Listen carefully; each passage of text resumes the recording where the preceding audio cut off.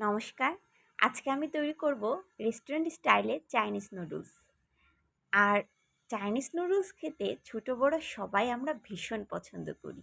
তাই এইভাবে বাসায় চাইনিজ নুডলসটা তৈরি করে নেওয়া যাক। এর জন্য প্রথমে একটি কড়াইতে আমি জল গরম করতে দিয়েছি। আর জলটা খুব বেশি গরম হয়ে গেলে ফুটতে শুরু করলে আমি 1 চামচ এবার জলটা খুব বেশি গরম হয়ে গেলে এর মধ্যে 1 চামচ তেল দিয়ে নুডলসগুলো ছেড়ে দিলাম। এবার নুডলসটার মধ্যে আমি পরিমাণ মতো লবণ অ্যাড করে নিলাম। এভাবে ভালো করে নুডলসটাকে আমি সেদ্ধ করে নিব। খুব বেশি সেদ্ধ করব না।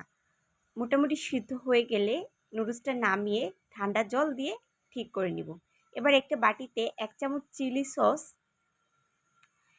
2 টেবিল চামচের মতো টমেটো সস অ্যাড করে নিব। এবার 1 চামচ সয়া সস দিয়ে এর মধ্যে আমি আরও 1 চামচ ভিনেগার দিয়ে ভালো করে মিক্সড করে নিব। এইটাই হচ্ছে আমার মেইন উপকরণ।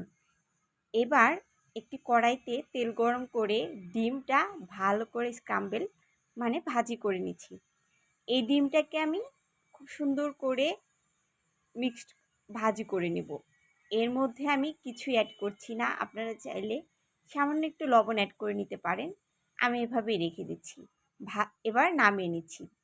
এবার কড়াইতে আমি তেল গরম করে এর মধ্যে একে একে 1 চামচ রসুন কুচি, 1 চামচ আদা কুচি আর 1 চামচের মতো পেঁয়াজ কুচি অ্যাড করে নেব। এবার এই সবগুলো উপাদান ভালো করে মিক্সড করে ভাজি করে নিচ্ছি। সামান্য ব্রাউন কালার হয়ে গেলে এর মধ্যে আমি এক এক করে টুকরো করে কাটা কাঁচামরিচ, ক্যাপসিকাম, টমেটো আর গাজর অ্যাড করে নিচ্ছি। ভেজিটেবলগুলো আপনাদের চয়েস অনুসারে আপনারা চাইলে এর মধ্যে ফুলকপি, বাঁধাকপি অ্যাড করে নিতে পারেন। এবার পরিমাণ মতো লবণ অ্যাড করে নিচ্ছি। ভালো করে এভাবে আমি কিছু সময় সবজিগুলো কুক হওয়া পর্যন্ত ভাজবো। এবার সেই তৈরি করা সসটা আমি অ্যাড করে নিচ্ছি। এই সসটা দিয়ে আমি কিছু সময়ের জন্য এই ভেজিটেবলগুলো কুক করে নিচ্ছি। এভাবে কুক করে এর মধ্যে আমি অ্যাড করে নিচ্ছি সেই আগে থেকে ভেজে রাখা ডিম। এবার ডিমটাকে এর মধ্যে মিক্স করে নিব। ভালো করে ডিমটাকে মিক্সড করে নিচ্ছি। এবার হালকা একটু ভাজি করে আমি এই ডিম আর সবজির মিশ্রণটার মধ্যে অ্যাড করে নিচ্ছি প্যাকেটের মশলা। এই প্যাকেটের মশলাটা আমি একটার মতো অ্যাড করেছি। আপনারা চাইলে কম বেশি অ্যাড করে নিতে পারেন। একটা নুডলসের জন্য একটা মশলাই এনাফ। এবার আমি মশলাটা অ্যাড করে কিছু সময়ের জন্য এটাকে মিক্সড করে নিব। এভাবে মিক্সড করে নিয়ে আমি এই মশলাটার মধ্যে আগে থেকে সেদ্ধ করে রাখা নুডলসটাকে অ্যাড করে নিচ্ছি।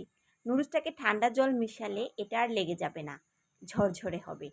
এভাবে ভালো করে আমি মিক্সড করে নিচ্ছি। এভাবে মিক্সড করে নিলে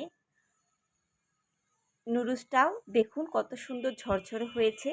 আর এটা খেতে অসম্ভব মজা। এভাবে তো নুডলস তৈরি করলে আমি শিওর আপনারা আর রেস্টুরেন্টে যাবেন না, বাসায় তৈরি করে খাবেন।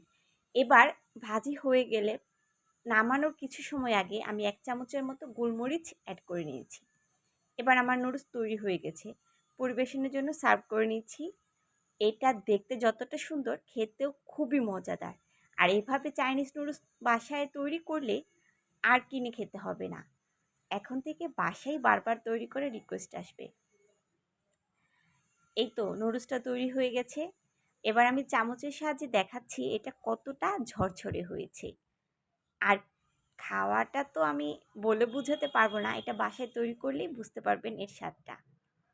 এভাবে তৈরি করে অবশ্যই নুডলসটা খাবেন। আর ভালো লাগলে পেজটাকে লাইক, কমেন্ট আর শেয়ার করে দিবেন। ধন্যবাদ।